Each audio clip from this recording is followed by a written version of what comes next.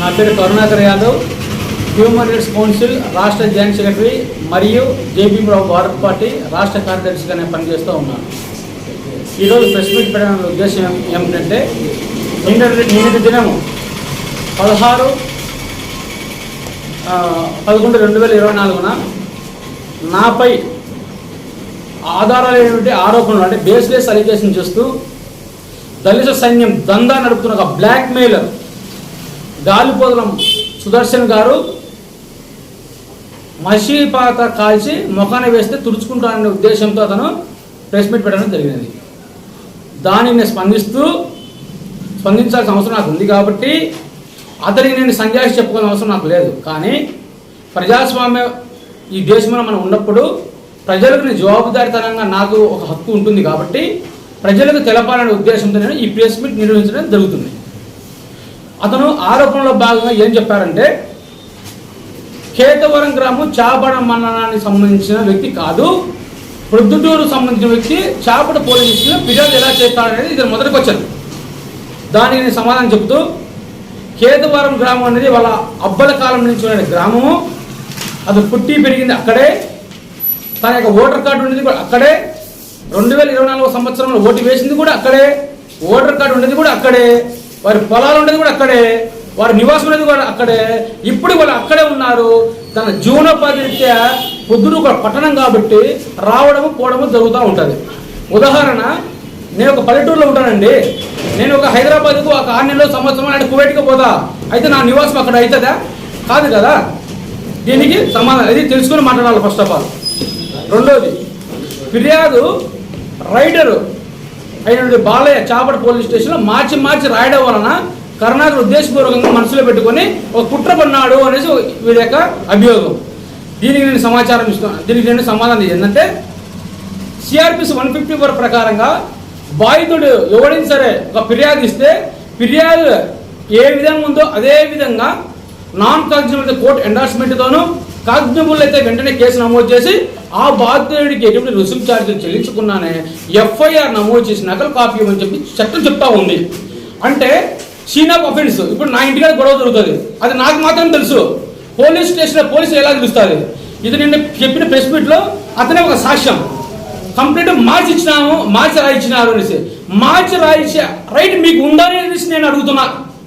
అంటే మార్చి రాసినాం అంటే దాని అర్థమే కేసులో క్రెడిబిలిటీ గ్రావిటీ తగ్గించడానికి నువ్వు కుట్ర పన్నావు అనేసి నిన్ను మూలకంగా నేను చెప్తా ఉన్నా. ఒక ఫిర్యాదు అలాగే రాయాలి, మార్చే రైట్ వాళ్ళకి లేదు. తర్వాత ఫోన్పే చూసుకోలేదు. 6వ తారీఖు మేము కంప్లైంట్ ఇచ్చాము, డబ్బులు అడిగారు. పోలీస్ స్టేషన్లో సీసీ ఫుటేజ్లో రికార్డు అయింది, 10,000 డబ్బులు అడిగేది. ఆ రికార్డు బయట తీయాలనేసి నేను ఇందు మూలంగా నేను డిమాండ్ చేస్తూ ఉన్నా. దాంట్లో 10,000 డబ్బులు అడగకపోతే నా ముక్కుకు నేను నేలకు రాస్తా. 10,000 రూపాయలు సీసీ ఫుటేజ్లో రికార్డ్ అయి ఉన్న సందర్భంగా జిల్లా ఎస్పీ గారి సీసీ ఫుటేజ్ను తీసుకుని దాంట్లో ఉన్నటువంటిది యొక్క సన్నివేశాన్ని పూర్తిగా అతను చూడాల్సిన బాధ్యత ఉంది. 6వ తారీఖు మేము ఫిర్యాదు చేసినాము, డబ్బులు ఇవ్వలేదనే నెపంతో కేసును రిజిస్టర్ చేయలే. 7వ తారీఖున 7 గంటలకు మేము ఫోన్పే ద్వారా అతను 10,000 అడిగితే 5,000 ఫోన్పే ద్వారా వేయడం జరిగింది. 7వ తారీఖు అమౌంట్ పడిన తర్వాత 8వ తారీఖు కేసు రిజిస్టర్ జరిగింది. ఇంతకన్నా ఎవిడెన్స్ ఏం కావాలనేసి నేను అడుగుతున్నా. సరే, అతను ఏమంటున్నాడంటే, బాలయ్య రైటర్ గారు, నేను ఫోన్పే చూసుకోలేదు అనేసి. నేను ప్రెస్ నోట్ ద్వారా ఎప్పుడు రిలీజ్ చేశాను? 14వ తారీఖు నేను రిలీజ్ చేశాను. 7వ తారీఖున పడితే 14వ తారీఖు వరకు ఫోన్పే చూసుకోరా? ఇది అతిశక్తంగా లేదు, ఆశాస్పదంగా లేదు. అంటే చెక్ బ్యాలెన్స్ చేసుకోరా, లేదా క్రెడిట్ చూసుకోరా, డెబిట్ చూసుకోరా, ఫోన్ యాప్ వేసి పెట్టుకున్నారా? ఏం చెప్తున్నారు? ఇంకా నమ్మించేది ఇంత పెద్ద ఎవిడెన్స్ ఉంటేనే ప్రజలను మొబ్బే పెట్టి ఈ విధంగా చేస్తున్నారే, ఇంకా చిన్న ఎవిడెన్స్ ఉంటే మీరు ఏం చేయబోతున్నారు అనేసి నేను అడుగుతా ఉన్నా. కాబట్టి దీనిపైన లోతైన విచారణ చేయాలి. అంటే యూపీఐ ద్వారా, ఫోన్పే ద్వారా, ఆన్లైన్ ద్వారా లంచాలు, అవినీతి, అక్రమాలు, అరాచకాలు, అసహ్య కార్యక్రమాలు మీరు ఏం చేసినా చూస్తూ ఊడుకుంటారు. మేము ప్రశ్నిస్తే నువ్వు దరిద్రులకు వ్యతిరేకి అంటే మీరు ఏం చేసినా చూస్తూ ఉండడమే ఇచ్చేయాలా, అంటే ప్రశ్నించకూడదు అనడానికి ఇది ఒక నిదర్శనం. కనీసం ప్రెస్ మీట్ పెట్టే లోపల దీని గ్రావిటీ ఎలా ఉంది, అతని దగ్గర ఎవరి సేమ్ ఉండేది ఆలోచన లేదా? నిన్న నా దగ్గర ఇంకొక వాయిస్ రికార్డు కూడా నా దగ్గర ఉంది. అదే చాపడ మండలానికి సంబంధించిన ఒక ఏజెన్సీ, అతను 4 ఆడపిల్లలు ఉన్నారు. ఈ కేసులో మీరు రాజీ కావాలి, అనేసి ఫోన్ చేసిన మాట్లాడిన ఆడియో నా దగ్గర ఉంది. మూడో కన్నా ఎస్పీ వ్యవస్థ జిల్లా ఎస్పీ గారికి ఖచ్చితమైన సమాచారం ఇవ్వకపోగా జిల్లా ఎస్పీ గారి తప్పుడు దారిలో నడిపిస్తున్నటువంటి ఎస్పీ మీద కూడా నిజమైన నిజ నిర్ధారణ కమిటీ వేయాల్సిన అవసరము జిల్లా ఎస్పీ గారికి ఉందని చెప్పేసి ఇందుమూలంగా నేను డిమాండ్ చేస్తా ఉన్నాను. అంటే ఉన్నతాధికారులు ఈ విషయం పైన విచారణ చేయమని అధికారులకు ఆదేశిస్తే నన్ను ఫోన్పే ద్వారా వేసినటువంటి లంచము, అతను లంచం అడగలేదని నేను తప్పుడు స్టేట్మెంట్ ఇవ్వాలంట. ఇవ్వకపోతే నా పైన ఎస్సీ కేసు పెడతాను బెదిరిస్తారు. నేను ఒకటి చెప్తున్నా, దేవుడు అనేవారు ఉంటే నా మీద ఎస్సీ కేసు నమోదు కావాలనేసి నేను కూడా కోరుకుంటున్నా. ఒక కేసు అయితే నాది 2 అవుతుంది, నీకు 100 అయితే నాది 101 కేసు అవుతుంది. కేసులుగా భయపడే వ్యక్తిని కాదు, మీ తాటాక చెప్పులకు నేను భయపడనేది ఇందు మూలక నేను చెప్పదలుచుకున్నా. నన్ను కులానికి అంటగడతారా? దళిత సైన్యం పేరుతో బ్లాక్మెయిల్ చేస్తారా? నన్ను అభియోగాలు చేస్తారా? దీనిపైన నేను హైకోర్టుని ఆశ్రయిస్తున్నాను. లీగల్ నోటీసులు వస్తాయి. నా పైన ఎవరితో అభియోగాలు మోపినారని ఆధారం చూపించలేకపోతే లీగల్గా నేను న్యాయస్థానాన్ని ఆశ్రయిస్తున్నాను. తర్వాత కింది స్థాయి అధికారులను టార్గెట్ చేస్తాడు, ఉన్నత స్థాయి అధికారులను పొగుడుతాడు అని అన్నారు. ఏది రెవెన్యూ పోలీస్ అన్నారు. ఓకే, నేను అక్కడికి వస్తున్నా. రెవెన్యూ శాఖలో మండల స్థాయిలో ఒక తహసీల్దార్ అధిపతిగా ఉంటారు, ఆఫీసర్గా. దాని కింద స్థాయిలో డీటీ గారు కానీ ఆర్ఐలు, విఆర్ఏలు, విఆర్ఓలు ఉంటారు. ఈ మండల స్థాయిలో అగ్రికల్చర్ ల్యాండ్ కానీ సర్టిఫికేట్ కానీ ఏమని ఇవ్వాలని ఎవరు ఇవ్వాలి? మండల తహసీల్దార్ ఆఫీసులో ఇవ్వాలి. కానీ కలెక్టర్ గారు అడ్మినిస్ట్రేషన్ ఆఫీసర్. కలెక్టర్ గారు వచ్చేసి ఎంఆర్ఓ ఆఫీసులో ఎంఆర్ఓ పని చేయడు. తర్వాత పోలీస్ స్టేషన్ విషయానికి వస్తే పోలీస్ స్టేషన్లో స్టేషన్ పోతేనే హోమ్ గార్డ్ దగ్గర నుంచి సిఏ స్థాయిలో ఉంటారు. ఆ పై స్థాయి ర్యాంక్ అవ్వాలి ఉండరు. అక్కడ న్యాయమైన అన్యాయమైన పోలీస్ స్టేషన్ చదువుతారు. ఎస్పీ గారు వచ్చాడా, ఎస్ఐ గారి డ్యూటీ చేయరు కదా. డీజీపీ గారు వచ్చి ఎస్ఐ గారు డ్యూటీ చేయరు కదా. న్యాయం చేస్తే దేవుడు అంటారు ఆఫీసర్లను, న్యాయం చేయకపోతే విలేకరులను, లాయర్లను, నాలాంటి వాళ్ళను, ప్రజా సంఘాలను కలుస్తారు. కామన్ అది. అక్కడ తప్పు చేసామని ప్రశ్నిస్తాను. నువ్వు తప్పు చేసామని ఉన్నతాధికారులు పొగుడతావంటే మరి అదే ఉన్నతాధికారులు పొగిడేవాడిని అయితే కింది స్థాయిలో తప్పు చేస్తే పై స్థాయిలో మనం ప్రశ్నిస్తామని చెప్పండి ఒకసారి. నేను తప్పు చేస్తే మా ఇబ్బంది ఏమైనా తిట్టారా మీరు? కాబట్టి ప్రెస్ మీట్ పెట్టే విధానం కూడా మీకు తెలియదు, మాట్లాడేది కూడా మీకు తెలియదు అని చెప్పి ఇందు మూలంగా నేను చెప్తా ఉన్నాను. తర్వాత ఇంకా కరుణాకర్ బ్లాక్ మెయిల్ చేస్తున్నాడు అనేసి నేను 2 పిల్లలను నేను తీసుకొచ్చి ప్రమాణం చేస్తా.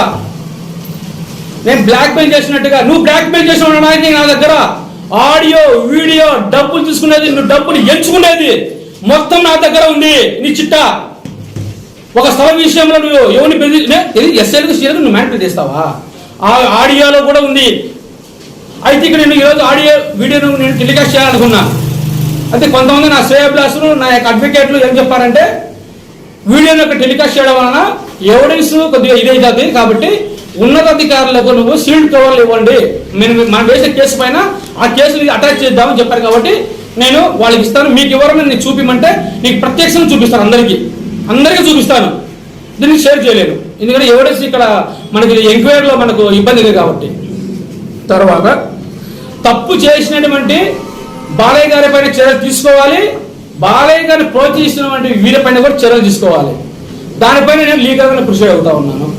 తర్వాత బాలయ్య గారు ఈ దళిత సైన్యం పేద ప్రెస్ మీట్ పెట్టడం అనేది పోలీసుల యొక్క నిబంధనలకు ఇది ఉల్లంఘన. ఇది ఎట్లా పెట్టిస్తావా నువ్వు దళిత సంఘాలతో?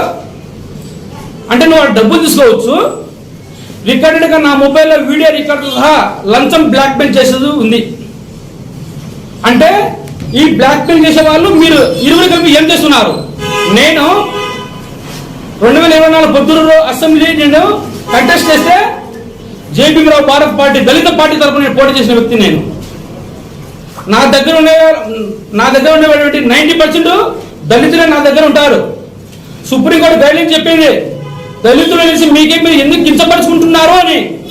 ఇదే పొద్దుటూరు విలేకరులు ఫోన్ చేస్తారు, ఎస్సీ కేసు పెడతాం బెదిరిస్తారు. విలేకరులు బెదిరించరు, ప్రజా సంఘాలు బెదిరించరు. చెప్తున్నా మీకు ఇందు మూలంగా నేను లీగల్గా ప్రొసీడ్ అవుతున్నాను. నా పైన కొన్ని సంబంధించిన సోషల్ మీడియా మాధ్యమాల్లో కొన్ని తప్పుడు కథనాలు వచ్చిన దానిపైన నేను లీగల్ నోటీస్ కూడా నేను ఇవ్వబోతున్నాను.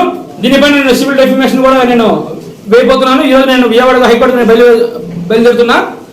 కాబట్టి మీడియా మిత్రులు మీరంతా ఒకసారి మీరు అవగాహన చేసుకొని నా మిత్రులు శ్రేయాభిలాషులు మీడియా మిత్రులు ప్రింట్ అండ్ ఎలక్ట్రానిక్ అందరూ నాకు సహకరించి ఈ వార్తను కవర్ చేయవలసిందిగా 2 చేతులు ఎత్తి నమస్కారం చేస్తున్నా.